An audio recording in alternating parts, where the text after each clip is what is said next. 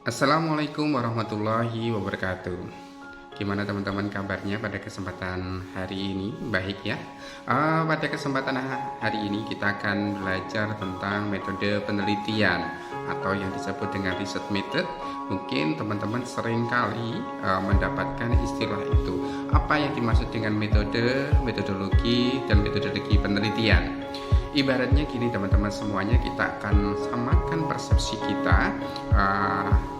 Kita akan ulas bersama-sama bagaimana metodologi penelitian ini bisa diterima, bisa dikuasai oleh teman-teman.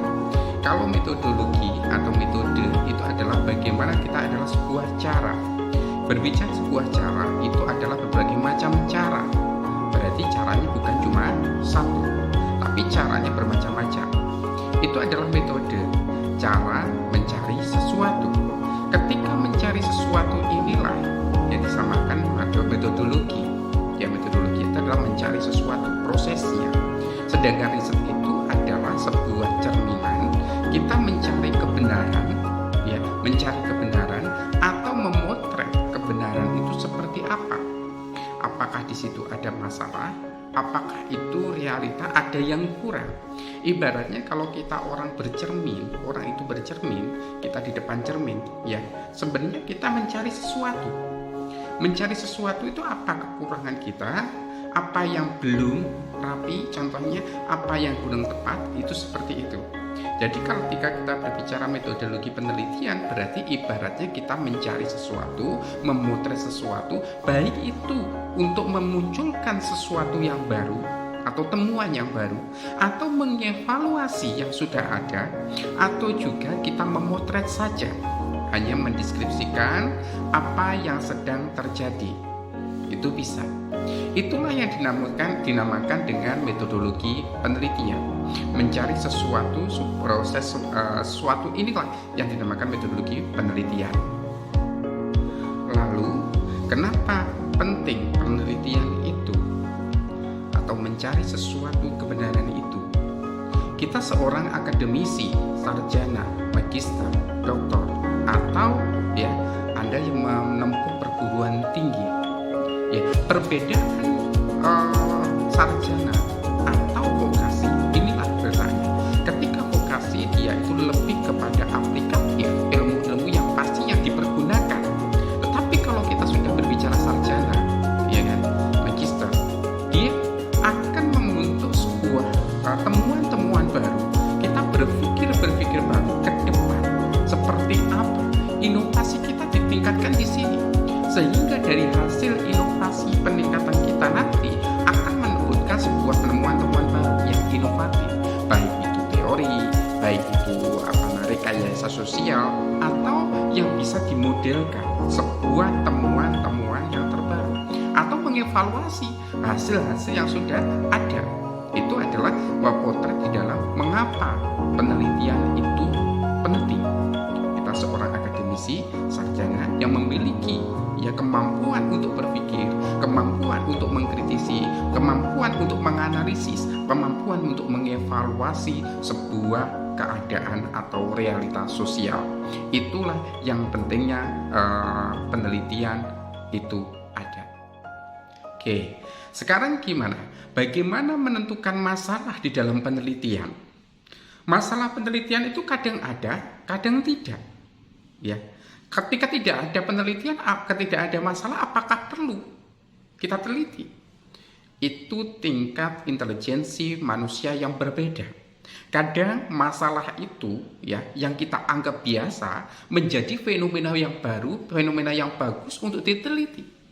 Kadang yang kita biasa saja, ya, ternyata ini ada ilmu baru, ya, ternyata dalam keseharian kita, ya. Inovasi-inovasi yang keseharian kita tangkap itu menjadikan rumusan masalah kita, dan rumusan masalah inilah yang harus kita jawab. Di balik itu ada apa? Representasi seperti itu ada apa? Makna itu ada apa? Lalu proses inilah yang mencari jawaban mencari jawaban di situ ada apa, itu adalah metodologi penelitian.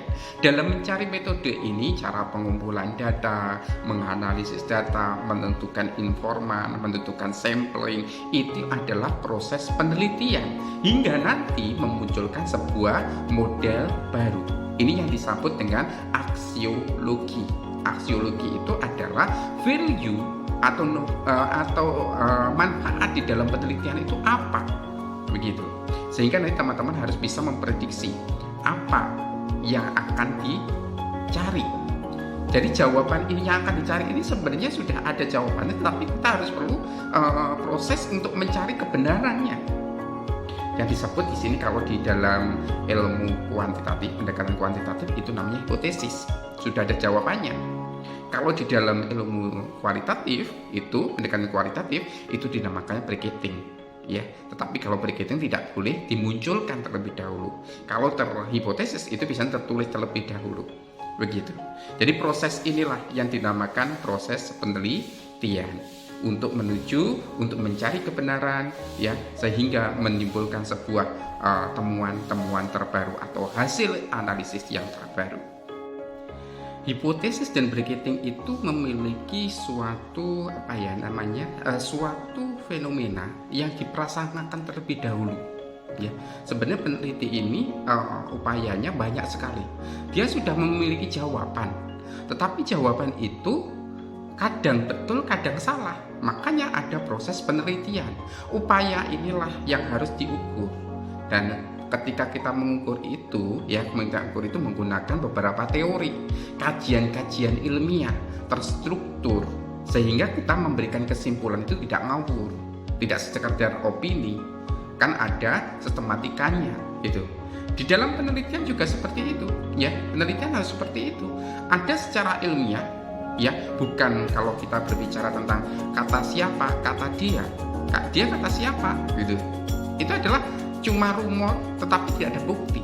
Ketika nanti kita cross check kembali, ketika di dalam kualitatif itu kita cross check kembali, namanya triangulasi, baik itu sumbernya, baik itu teorinya, kita cross check, akan menimbulkan sebuah temuan. Temuan itulah yang nanti bisa temuan itu merubah semuanya, berarti itu mendapatkan gradasi teori dan menemukan teori baru. Bisa jadi kita juga ada penelitian yang sejenis, ternyata metode ini pernah dipakai oleh seseorang.